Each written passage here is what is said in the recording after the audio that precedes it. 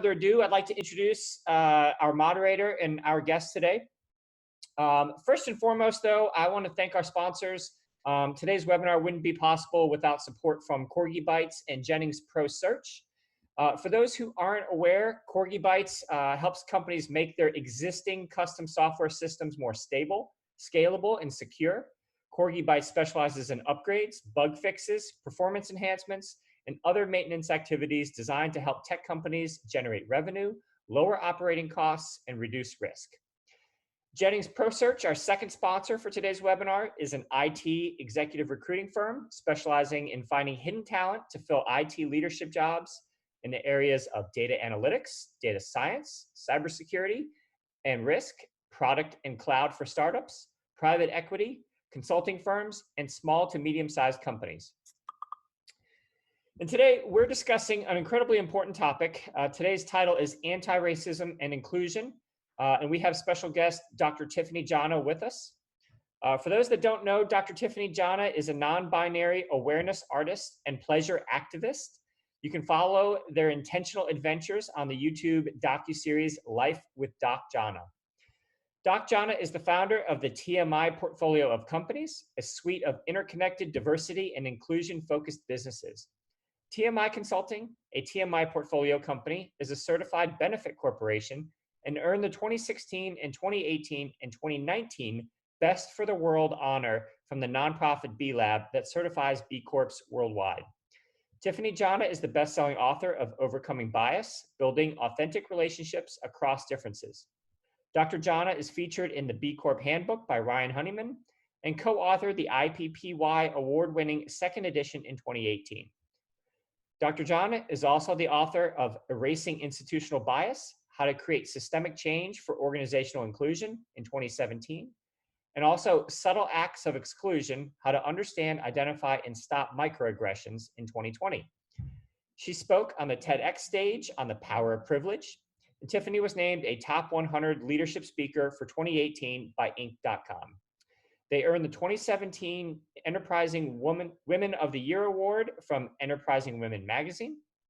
Dr. Jana also won the Style Weekly Top 40 Under 40 Award, Diversity Journal's Women Worth Watching Award, and Entrepreneur of the Year. They are an international public speaker, having provided the keynote address for the Hong Kong Social Enterprise Summit, the Justice Conference in the Netherlands, sessions at the Bilbao Urban Innovation Leadership Dialogues in Spain, and the Dialogues for Change in several German cities, including Berlin, Leipzig, Ludwigsburg, and Bottrop. Dr. Jana speaks Spanish and German and has worked, lived, and traveled in 6 continents. Dr. Jana, thank you for taking the time to be with us today. That is quite a bio you bring to the table. And thanks for helping us learn how we as tech leaders and practitioners can do better to create cultures that are welcoming, diverse, and where people can all contribute at their highest levels. So thank you, Dr. Jana. And Andrea, I will pass it to you. Awesome. Thank you, Nick. And also, a shout out to Lori Jennings, who leads programming at RVA Tech. You both have done a great job in making sure that these conversations are elevated, and definitely appreciate the work that you're doing as well. So welcome, Dr. Jana. It's fantastic to chat with you. I know you and I have had several conversations over the years on a personal level, and it's nice to invite other people in to listen. Absolutely. Thank you so much for having me. It's an honor to, it's always an honor to speak in Richmond. So thanks for making space for this conversation. Oh, absolutely. Absolutely.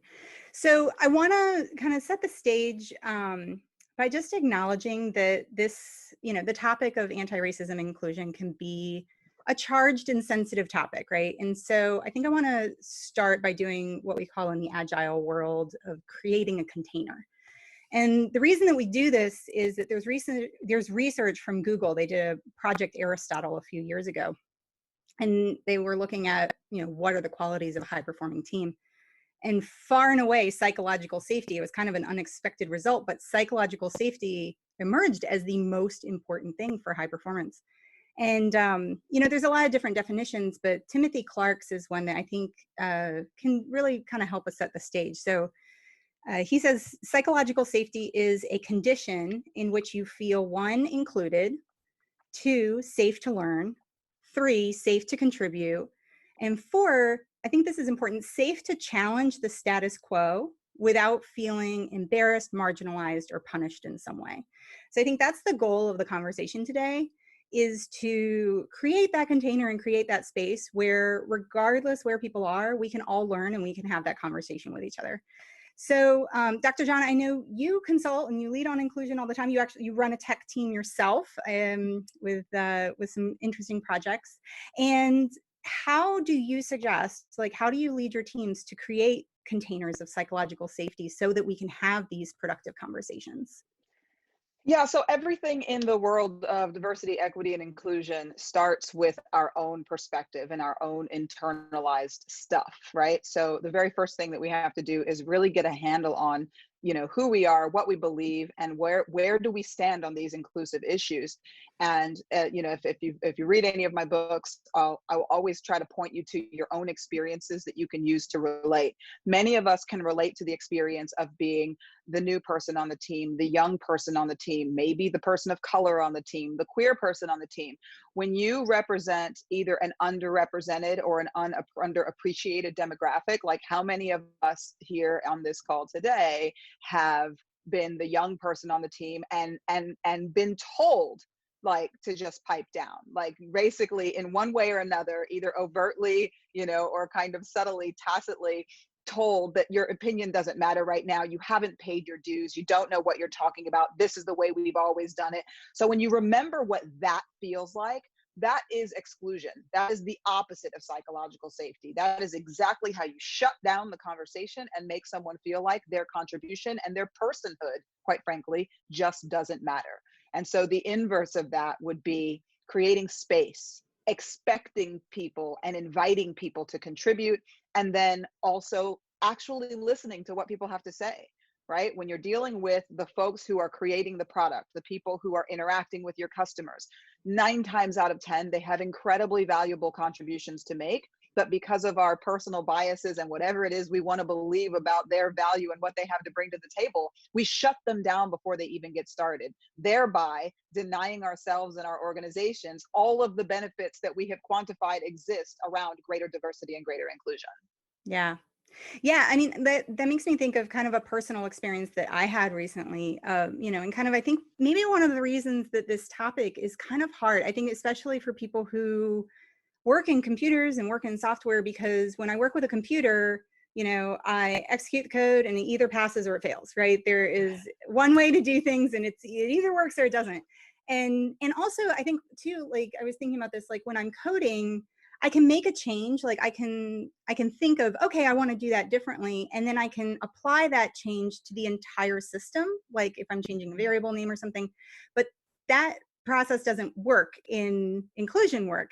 And so I'll share a personal experience and then ask a question, kind of about like just my own confusion. And I think that, I've run this by some friends. I think some of us are thinking this way. So for me, when I first learned about George Floyd's death, like my heart, like very many others, was just breaking and aching. And my first instinct was, let me reach out to all of my friends who are likely to be impacted by this, to let them know that I support them and I care. And then I took a minute and was like, okay, how do I do that? And I was like, wait, I probably shouldn't do that because that's not their job to teach me, right? Like if I have a question, like I should not be like reaching out to my Black friends to tell me how to do better. I should be doing that work myself. And also recognizing that there is trauma in just processing that on their own, and I didn't want to add to it. So then I go to Google, right? I'm like, okay, how should I best do this? And so I read a really great article by Ace Calwood, who is another Richmonder who's amazing. And he wrote an article called The Burden of Finally Being Seen. And in there, it was like, what struck me was he said, we're tired, we're fighting for our lives, and now we're being inundated by well-intentioned people like me, who are reaching out to check in and see how you're doing, to understand how to help. But inadvertently, and again, usually well-intentioned, you've created more work for me, for us. Instead, I'd love a note to say, I see you, I love you, and I don't need you to respond, I just want you to know. And so I was like, okay, now I have like a framework for something. And so then I read an article by Chad Sanders that says, I don't need love texts from my white friends. And he says, almost every message ends with 7 oppressive words. Don't feel like you need to respond. And so not only are these people using me as a waste bin for guilt and shame, but they're also instructing me on what not to feel and silencing me in the process. And I'm like, I don't want to do that either. So then I go back and forth in almost this type of like infinite loop, because it's like there's all this logic. And then I find myself kind of in almost a system crash where I've got conflicting pieces of advice. I'm trying to do the work. I have good intentions, but there's not a clear answer, or there's nuance that maybe I don't see in the moment. Because when I went back and looked at, like, to prepare for this interview, I could see that I don't need you to respond comes across differently than don't feel like you need to respond. And that's a subtle change, but like I didn't see it in the moment. I was like, oh my gosh, they're the same sentence. And so I think there's a lot of nuance in this work that you can't apply. And so what ends up happening to me is that my brain tells me, okay, I'm going to hurt people no matter what. So I should just stay quiet and I should just say nothing because I don't want to hurt people. But then I also know that if I say nothing, then that keeps the status quo. And so I know a lot of people are feeling like this, where it's like, we want to do the work and we want to do well. And we're used to kind of, it works or it doesn't. And so how do you suggest that people who are kind of in this state, who have that kind of logical brain, a lot of who are probably on this call, how do you suggest that people turn those good intentions and that belief that, yes, everyone deserves a seat at the table, everyone deserves to be included, but how do we turn that intention into productive action? Oh my gosh, such an intense and thoughtful and good question. So I will always default to we have to do this internal work, right? If you don't know how you are calibrated around this conversation and around these topics, then you're going to bumble through like a Great Dane in an antique shop. Okay, so one of the questions to ask yourself as you're approaching that kind of well-meaning place and the well-meaning action that you want to take is, why am I motivated? Like, what is driving my need to reach out? In some cases, and not all cases, and you may have seen on the social medias, there's a lot of conversation about this performative allyship, right? In some cases, people want to make sure that their Black friends know that they aren't part of the problem. Like, I'm definitely not a racist. Like, I'm different. For the cause. I'm different. Exactly. Like, yes, because the thing about what's happening right now is it's so incredibly alarming and so incredibly startling for people like me, and for most African Americans in general living in the United States and being Black at all. There's nothing new about the situation. This has been a protracted, slow and steady lynching since, 1619. But for the white people and the well-meaning white people who've been staring at their screens and locked inside for months, really having to digest this in a meaningful way for the first time is absolutely alarming. So when you're waking up to this collective consciousness that reinforms the idea that, yes, racism is very alive and well, and that there's a systemic, just obliteration of Black people that continues to happen, it is terrifying and it is paralyzing. So in some cases, what we're seeking to reaffirm both ourselves and our friends that we aren't that person, that we don't believe what the zeitgeist is telling us so many of the people who look like me believe, right? And that's okay, but that particular piece of information is not necessary to share, right? You do the work yourself, decide, how and whether you are benefiting from systems of oppression, and how and whether you're going to continue to reinforce them. That's a huge piece of work that at this moment has become essential. And then what you must recognize is that if your Black friends don't already know that you are not racist, that's a completely different conversation. That's a completely different piece of work. And it breaks my heart that some people will find themselves in a place where they're not going to really be able to answer that question and be sure. That's a longer piece of work to do between you and your friends over time.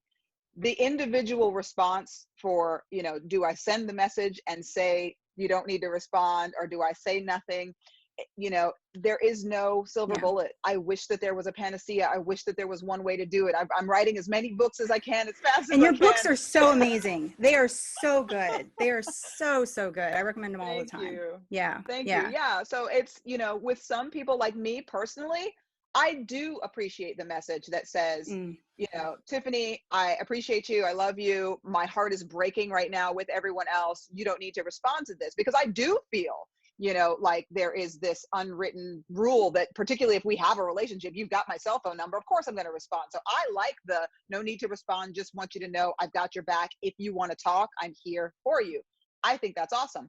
More and more people are saying, no, I don't even want to hear from people. So, you know, this is what your social media is for. If your heart is breaking and you want to share that, put it on your social media, you know, write a letter, do a thing. But, you know, you have to tap into, you know, whatever the energy is with that interpersonal relationship. I think it's more important for people to know that, you know, that you're doing the work, right? Tell me that you're doing the work.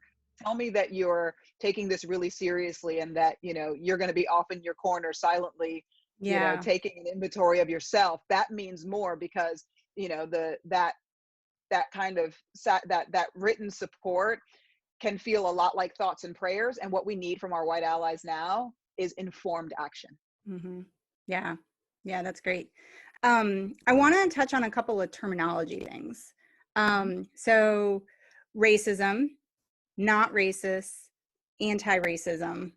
What is the difference between those three terms? Because I know, like, it can feel like an attack sometimes when we hear those terms. And so I think having a you know, clear understanding of the definitions might be able to kind of help us a little bit. Can you help us understand that and break that down? So my favorite book on this, for people who are, you know, trying to figure out what to read, is Ibram X. Kendi's, I think this is the third to last book. He's pumping them out fast too. But he wrote How to Be an Anti-Racist, and it's wonderful. And it's wonderful for all people, including Black people, because he blew up some of my notions of what these things were. So racism itself is an interconnected, complex system of structures, of behaviors, of policies that exist to perpetuate the oppression of Black people, of brown people, of people of color. It is not, racism is not an on-on switch. It's not a binary. It's not, am I racist? Am I not racist? You can be a, you know, a good person, and you can behave and support, you know, anti-racist and non-racist policies, structures, systems, rhetoric, and you can still behave in a way in one given moment that is a racist behavior. You can, in any given moment, support a racist structure or policy. So it is a fluid concept. But racism itself is our entire system, our structure, our economy, the way that our institutions are built, the things that we privilege. Racism is embedded in the very core, particularly in the American ethos. It's everywhere, right? It's the water, the water that we drink and the air that we breathe. Not racist, you know, it's very interesting, because if racism is a massive construct, right? If it's a cage with a bird cage with 1,000 wires, depending on how you look at it from, and you know, there's just too many things that are interplaying for you to be able to wrap your head around the whole thing. Not racist would have to really only refer to any given moment, right? When you are choosing to not feed into, not support the structures, the hierarchies, the things that are the hallmarks of racism.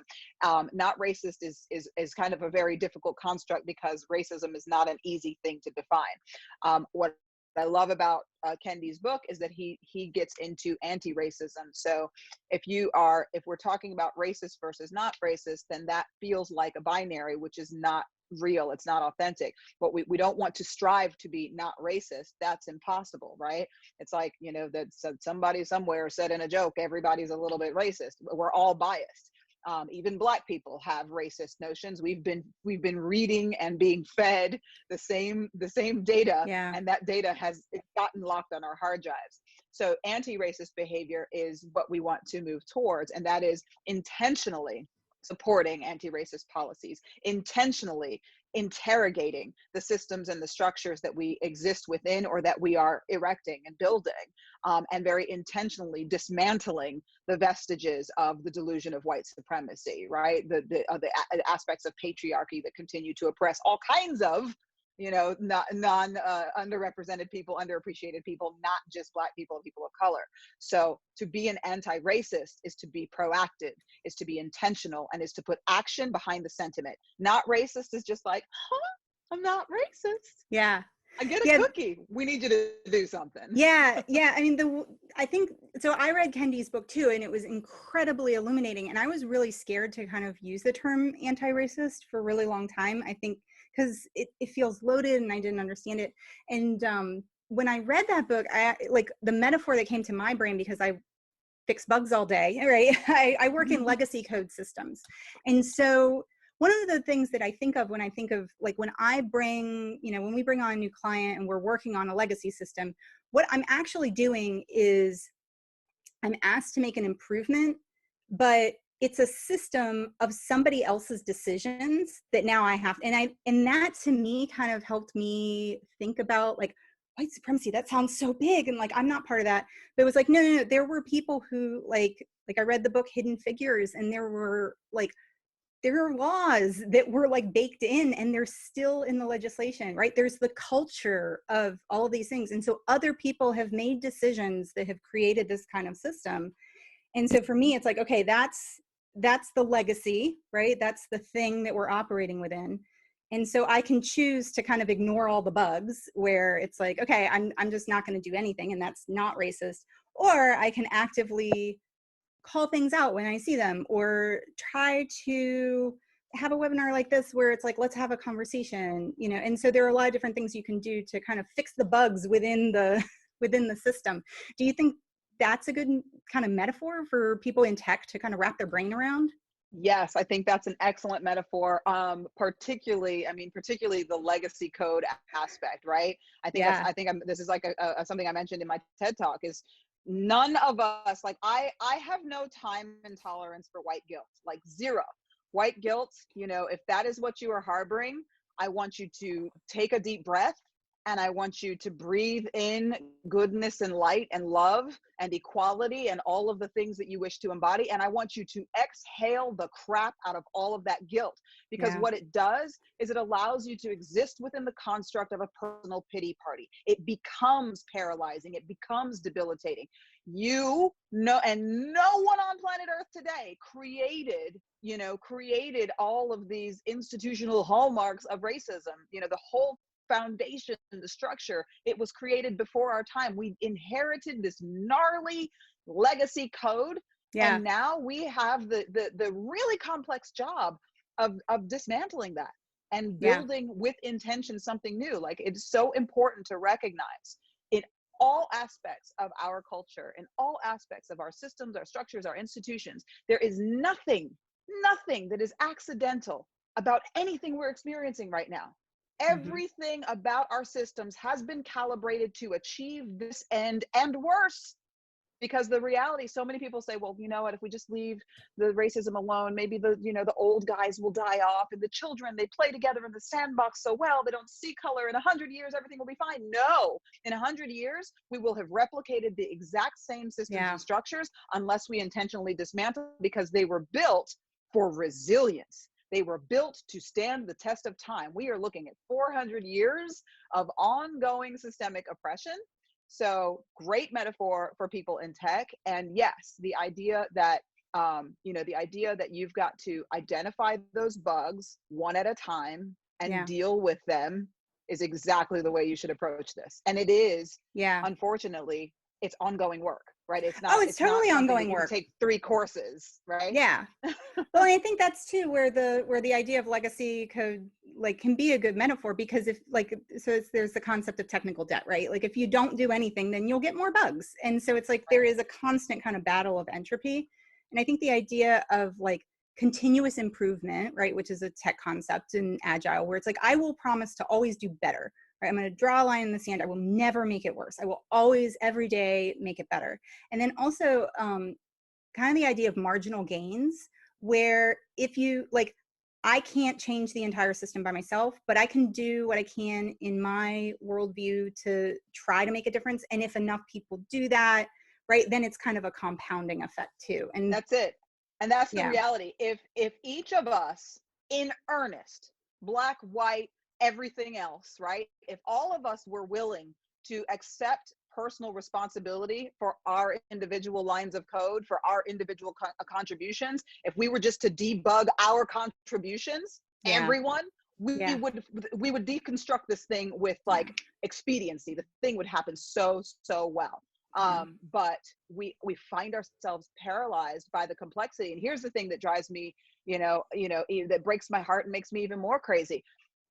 The idea of political correctness has always just driven me bananas, right?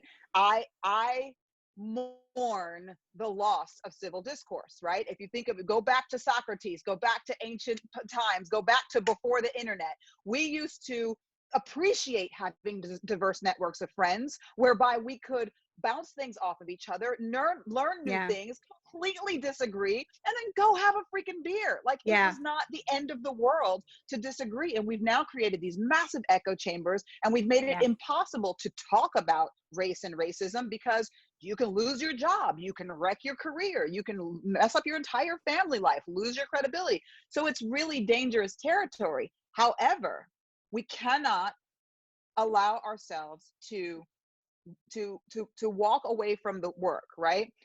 Particularly within our organizational structures, we have to, like you said, create containers. We've got to create containers strong enough to be able to hold these conversations and to have grace for our human foibles, because I'm a whole diversity expert, and every day I step in a pile of steamy diversity dung. Every day I mess up. I apologize and I keep it moving. And that's what I need from our white allies and our non-Black people of color, because particularly with white allies, once you mess up and you tried, and then maybe a Black person says to you, you messed up, you're acting like a racist. So many people's instinct is, you know what? I tried, it didn't work, I give up. Yeah. You can't give up. You gotta take your lumps. You gotta keep it going, because guess what? Black people, queer people, trans people, et cetera, we don't ever get to take it off. And we are taking hits and taking shots every day, all day. So if you're going to be an ally, right, then in the workplace, when you see it go down, speak up for your colleague. Make the hard choice. Yeah. I mean, that to me sounds like kind of the notion of fail fast from like lean software development. It's like you want to get those mistakes out as fast as possible so that you learn from them, and then you integrate them into your experience, and then thereby you're making your product better. And it also makes me think about Patrick Lencioni's book, 5 Dysfunctions of a Team. Like when I read that, one of the most important functions of a team is healthy conflict. And when I read that, I was so confused because I'm conflict avoidant. I'm kind of more of a peacemaker.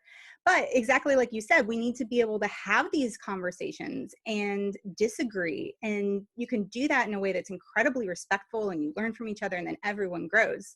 But let's talk about mistakes, because that can be really, really hard. So I have a couple of questions. First, how do you bounce back? And microaggressions, like when do mistakes kind of cross over and become microaggressions where they're hurtful? Yeah. So that is the subject of the 4th book, Subtle Acts of Exclusion. And Subtle Acts of Exclusion is my attempt, and my co-author Michael Barron's attempt, to rebrand the term microaggressions, because just like if I call you a racist, like no one ever comes back from being called a racist and says, oh my gosh, thank you so much for your input. I'd love to grow from this place. Tell me more about my racist disposition, right? No one says that. Yeah. Microaggression is the same. As soon as I throw out this term microaggression, it feels like an assault. It feels aggressive, just the term. So Subtle Acts of Exclusion, or SAE for short, is a rebrand that is a more values neutral description of the phenomenon. And so where a mistake or a misstep becomes a subtle act of exclusion is where the misstep overlaps with our unconscious bias, right? Or with the vested. And help us understand, for those who aren't on the call, what is unconscious bias, real quick? Right. So your conscious bias or overt bias is the things that you know you like and you don't like, the preferences and aversions that you know you have. Unconscious bias are just the ones that exist within your psyche, about which you are less aware. So, over time, through media, religious education, school education, friends, family messages, you start to internalize, who's valuable, who's safe, who should have a certain occupation or role, and it crosses all of the different areas of identity and diversity, from, you know, gender, sexual orientation, race, etc. Okay. And so what happens is, like, everyone's favorite one from the book is like, it's so silly, it's so common. So I'm a professional public speaker, among other things, right? And so people will often say, oh my gosh, Dr. Jana, I love Dr. Jana, they're so articulate, right? They even used my pronouns. They're so articulate. Well, for anybody who doesn't know, calling a Black person articulate, no matter how well spoken they actually are, is a subtle act of exclusion, for multiple reasons. One, it's highly unlikely that after a white male CEO, professional speaker gives a talk, that you're going to compliment him by calling him articulate, because your assumption is that a professional speaker and the CEO of a corporation is probably going to be able to articulate himself well. What happens is your unconscious bias is moving to the forefront and communicating to that person of color that your manner of speech and your manner of logic surprised me. I did not expect you to be able to speak in the manner in which you do. Which, of course, when you think about it that way, you're like, oh my God, that's an insult, didn't mean to do it. Right. So where the misstep becomes a subtle act of exclusion is where your hidden biases are overlaid. And how do you find your biases if you're unaware of them? That's a whole piece of work, Overcoming Bias, my first book. Check it out. Yeah, I remember 5 years ago, maybe it was a little bit longer, but you and I had first kind of gotten to know each other, and you were like, Andrea, just go take the Harvard implicit bias test. And I was like, what? You're like, that's where to start. And you know what surprised me was that my biggest bias was against women in the workplace. Like, I had a bias against my own in-group, which was crazy. And I think that, like, really understanding bias kind of helped me understand how, like, confusing and complex this whole world of exclusion is. But I love that idea of, like, starting with yourself and really kind of getting clear. I think your books are fantastic. So let's talk about bringing up these types of conversations at work, right? So we had someone who sent in a question and said, you know, that they're really working on making sure that their organization is anti-racist. And they want to know about how can they bring up anti-racism and inclusion topics without destroying team unity and without people feeling excluded by trying to be inclusive, because I see that's something that can happen sometimes. Yeah, so all right, so that would be the subject of book 2, Erasing Institutional Bias, right? So I try to make sure that all of my books are written from the perspective of, I am just one person trying to do better, what the heck do I do? But that they scaffold up to, I am a facilitator or a team lead, or I'm the freaking CEO and I have incredible leverage power in this organization, right? And so, you know, if you're trying to bring these things up, first of all, you know, your locus of control, your sphere of influence, all of these things really matter. So in Erasing Institutional Bias, I talk about, you know, how easy it is to disappear the Lone Ranger who's going to take up the race mantle. Like, don't be that guy. It's a little bit less, or girl, sorry. Right. Yeah, I know. Watch diversity person fail live and in color, people. See? Guys, oh, yeah, like that. Such a hard one for me to lose. Guys is just killing me. All right, see, there we have it. So, person, don't be that person. Apologies to all the ladies and non-binary people. Yeah, so it might be a little bit safer in this climate because there is an expectation, whether CEOs and whether, you know, our colleagues want to acknowledge it or not, there's an expectation that we're going to have this conversation because there is a global racial reckoning, and corporate America is absolutely not exempt because we're one of the biggest perpetrators of the continuation of the racist structures. But I would still highly recommend that anyone who's interested in bringing this up begin by cultivating a cohort of people who are like-minded. It is very easy to silence one voice. It is much more complex to disappear a group of people that has been curated from across the organization. And this is where diversity is your friend. You want, you know, different levels of seniority, different levels of tenure. You want different departments, different, you know, age, race, gender, whatever you can find. You want to create a diverse cohort of people who can present to leadership and say, listen, we love this company. We love our work. And we're not trying to make any kind of accusations. This is not about blame and shame. Right. This is about acknowledging what is happening in the collective consciousness, acknowledging what is happening. This is the biggest civil rights movement in the history of the world, right? This is revolutionary. We are probably 16 pages in our grandchildren's history books, right? So what we do now actually does matter. Get the cohort of people together, go to leadership and say, not trying to make problems, trying to create solution. Because here's the thing, there's no psychological safety available for white people, Black people, or anyone else if we have to continue to pretend to leave this stuff at home. Leaving your home stuff at home and your work stuff at work was never tenable. That's like leave your leg at home and bring the rest of your appendages with you. It doesn't work that way. So we need to be able to have these conversations safely and responsibly. And that starts with people letting leadership know that we can't pretend this is not happening. Yeah. One of the questions that I hear a lot is recruiting. And I think this is another area where it's kind of complex because, and I think too, this is another place that you challenged me. You said, Andrea, look at your Twitter feed.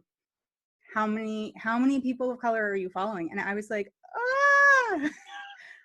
because I went to VCU, and I think one of the things that I loved about that school was how diverse it was. And then as I grew, it wasn't a conscious thing, but just my world became more white.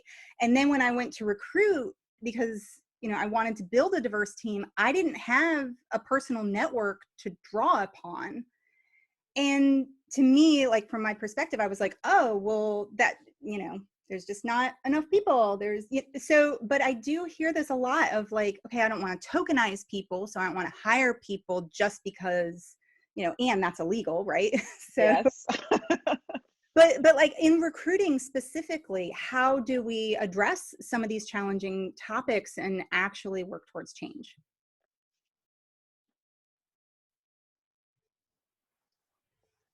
Oh, did we lose Dr. Jana? Oh, I see a frozen. Oh, there you are. You're back. I am. Sorry.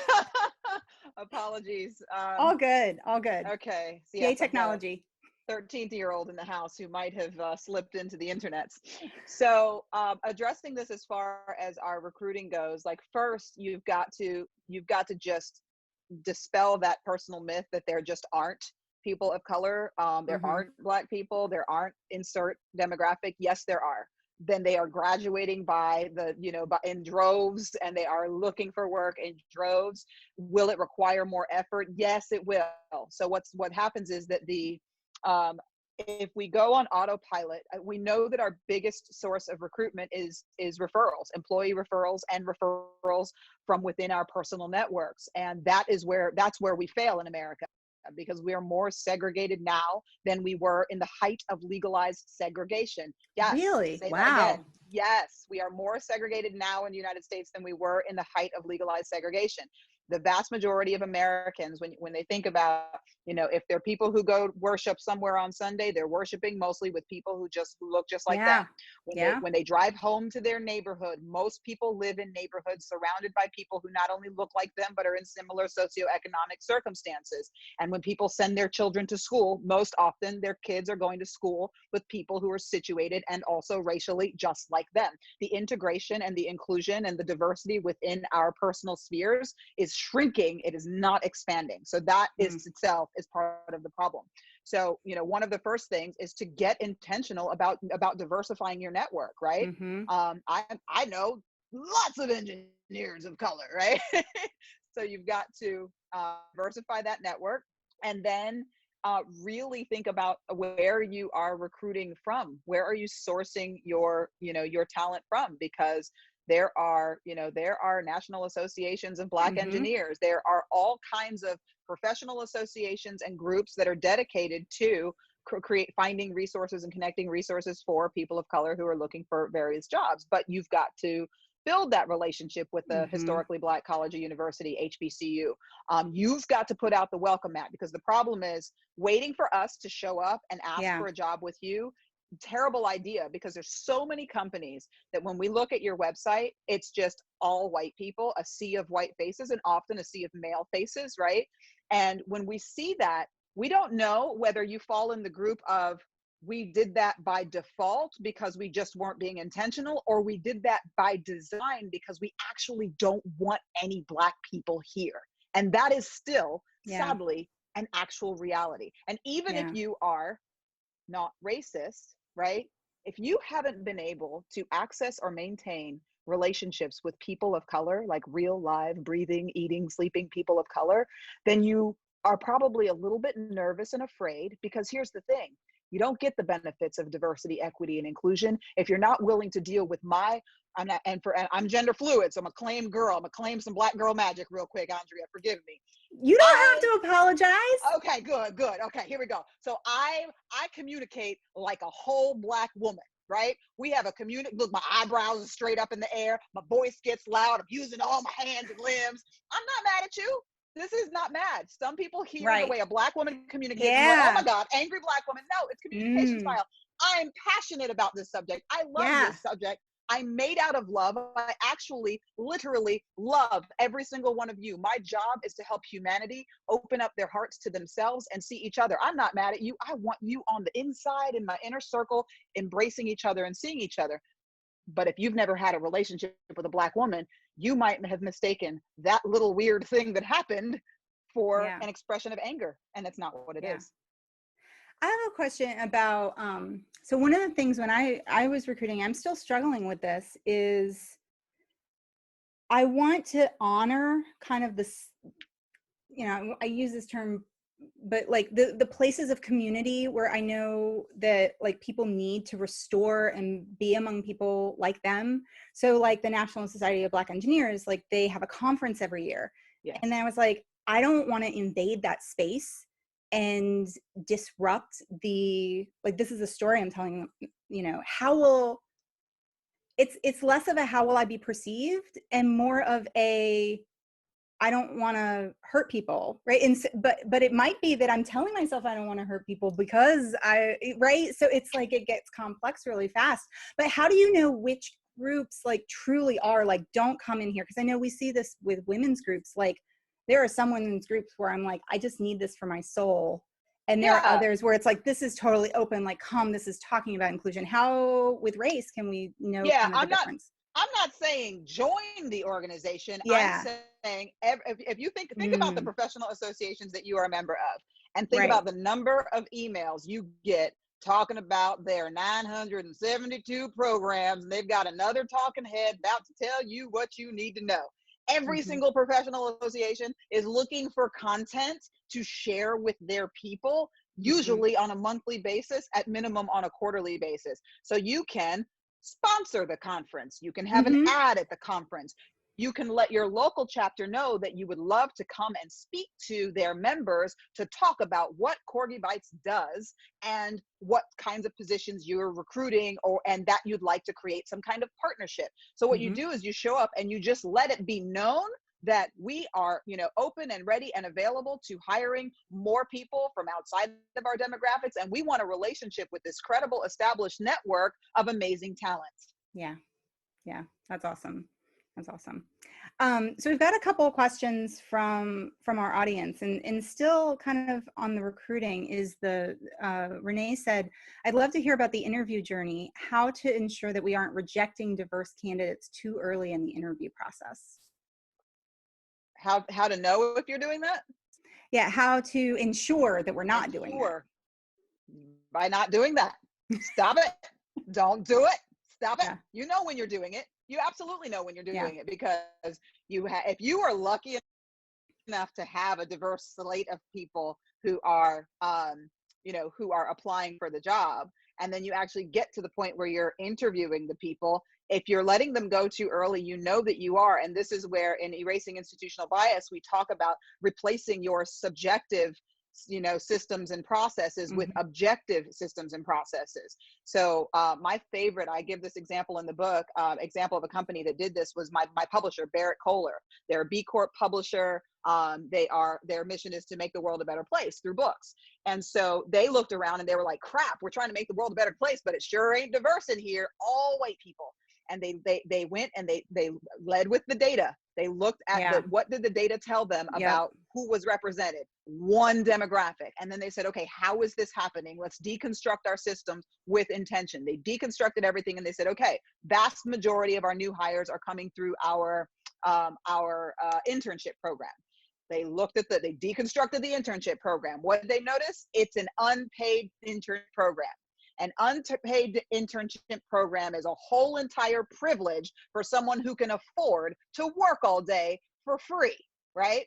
Which eliminates a lot of historically marginalized groups. So they rebuilt the system with intention, started reaching into universities and places outside of their normal demographics and outside of their normal systems, and intentionally named that they were looking to diversify in the following ways. And I think they were among the many groups. I see a lot of organizations doing this now, where if the panel of candidates isn't diverse, they throw it back until it is. They won't even interview 5 white guys. They'll say no. And we now have data that says if you don't have at least 2 members of the demographic that you'd like to increase for, then they still have a statistical chance of 0 of actually being hired.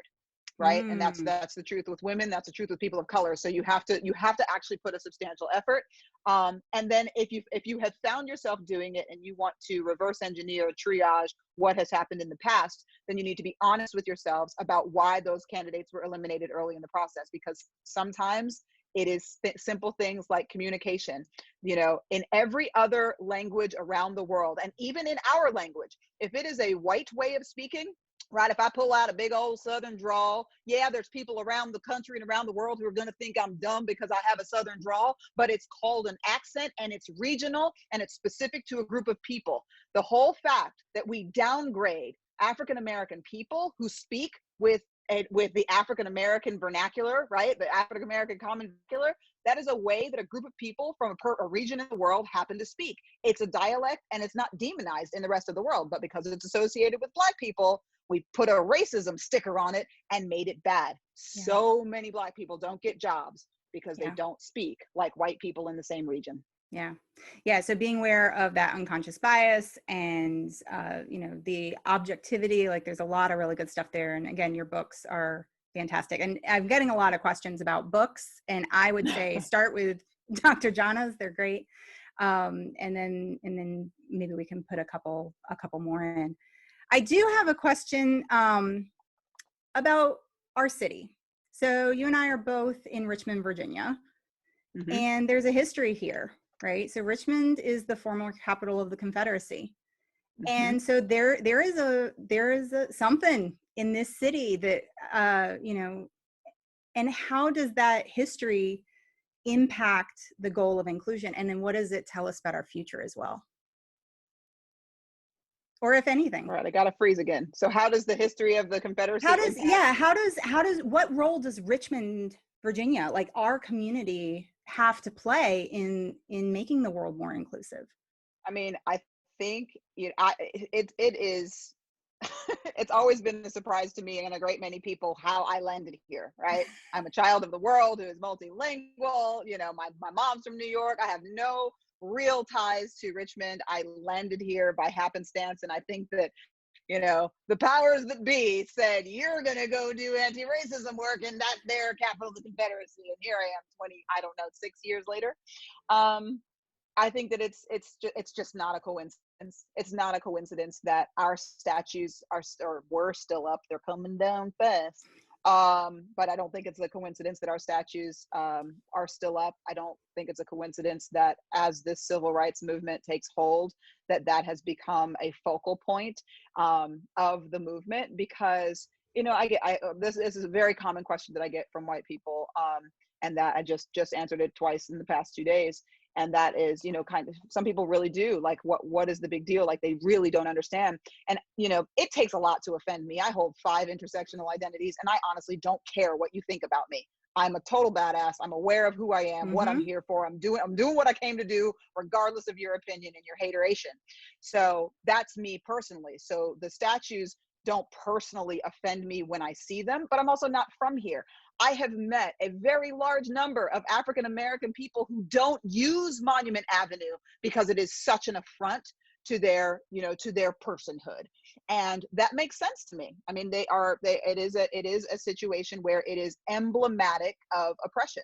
These are symbols, monuments, and trophies that are uplifting, that are uplifting the oppression of Black people. That's very real. So I personally wrote an opinion piece on it saying I don't think they should be destroyed, because I also understand why the Daughters of the Confederacy put them up. That was their fathers, their brothers, their sons, right? But they need to not be standing up maybe in the middle of the city, just reminding Black people that we fought really hard to keep you in shackles, right?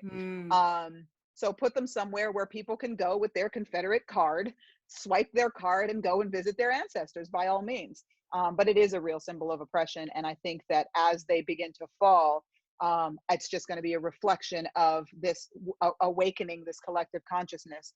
The connection to George Floyd, what I think is so pivotal, and what has shifted this moment significantly, like, one, in Richmond and in many other places, the vast majority of people who are in the streets are allies, are white allies. That is different. We do not have a historical precedent for the massive numbers of white people coming together for Black people. That's extraordinary. I think the other thing that was a turning point is that even white allies right now are just shook, right? Because there's a difference between academic study and trying to internalize and learn to, just for your own understanding, and actually feeling the impact of racism. When we watched George Floyd die, and as we've watched more and more of these things at close proximity on our smartphones and on our computers, like, you've got to be an unfeeling rock to not actually feel that. So I think that collectively,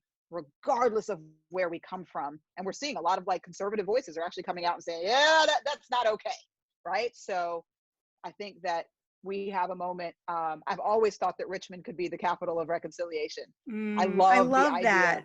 I think that that's possible, because we have enough collective energy here to make it happen. Yeah. And I know Richmond Hill, right up in Church Hill, like that, yes. they were actually established as a as in, what's the word for nuns? I'm so sorry. Like, monastery is for monks, but as an intentional spiritual community, convent. Yeah. Thank you. Yes.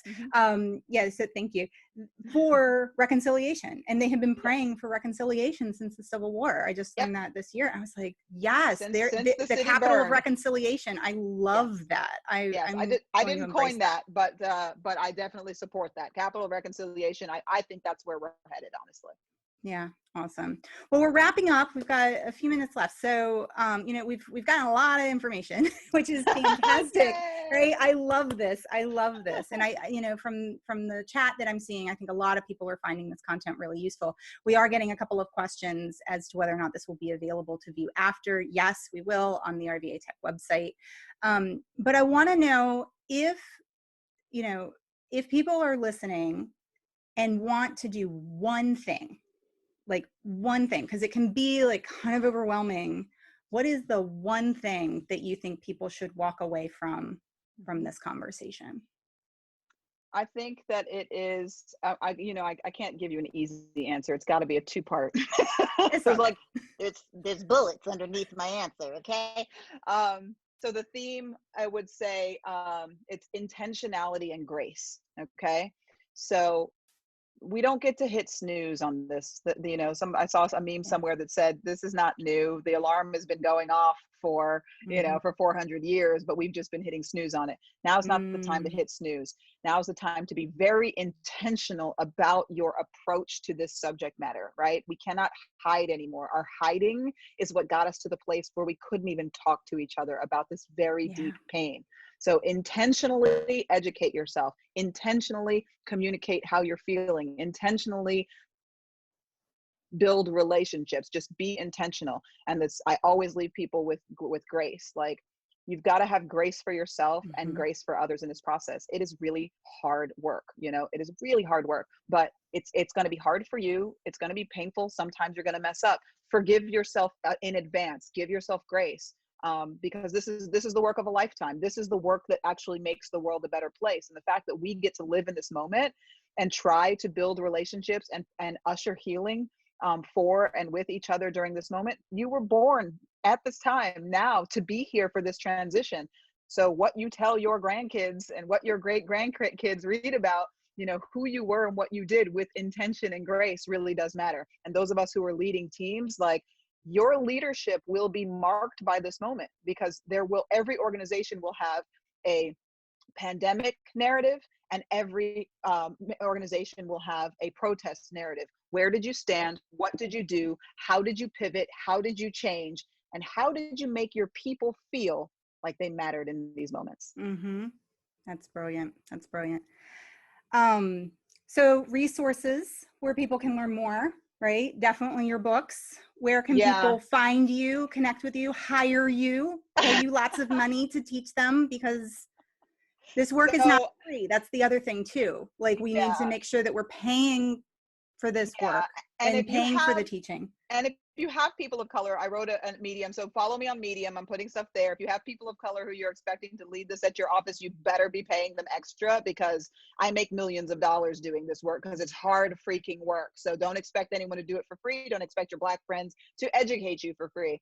I think Instagram is where I'm the most active. I have all social media, but there's a lot of people populating that. I am the only person who controls my Instagram. And in my Instagram bio is the same link I put in the chat, bio.fm/Tiffany Jana. Everything that I do is pretty much there. So awesome. And there were a couple other books that we had mentioned. How to be an anti-racist. Yep, Mm-hmm. that one was a really good one. My book club, we are doing White Fragility next, so that's another one. I haven't read it yet. So much controversy about that book, but I personally, I'm sorry, I enjoyed it, because here's the thing. There's controversy. Yeah, there's controversy about white fragility, because people are like, you're supposed to be supporting Black authors right now. Stop listening to white people. Don't give the white lady more money. Here's the thing. You know what? You know, Black people have been singing this song for a long time, right? And there's only but so much you can hear from a perspective that is not your own. What is remarkable about White Fragility is that you get to watch one white woman's journey on actually doing this work and becoming a whole expert in the space. There's a very gracious tone to it. Like, she's very kind, but doesn't mince words at the same time. But that is her speaking to her people. That's a valuable contribution in this time. And I think it can be a good stepping stone, because, you know, like, into this work, right? Of, you know, for somebody who has that white perspective of, oh my gosh, like, I just woke up to this. I remember for me, I was driving, this was like 5 or 6 years ago, after Ferguson, and my son was like 18 months, and he was babbling in the car, and he's, you know, blue lights. He was like, what are those blue lights for, Mommy? And I said, well, they're for police officers. And he's like, what's a police officer? I was like, well, there's someone who helps you. And like, that moment, I was like, that's not true for everyone. Yeah. Oh, broken. How do I, and I think a lot of people are kind of in that moment right now. So yeah.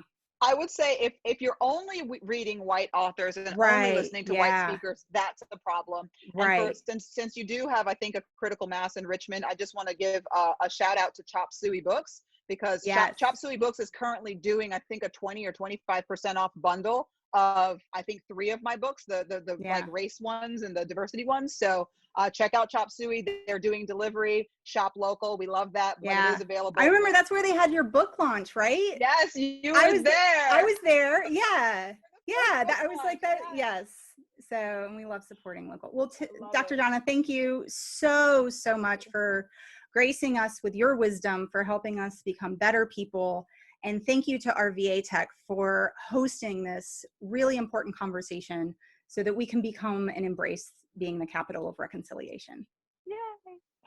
Thank you. Thank you. So Nick, I'll kick it back over to you.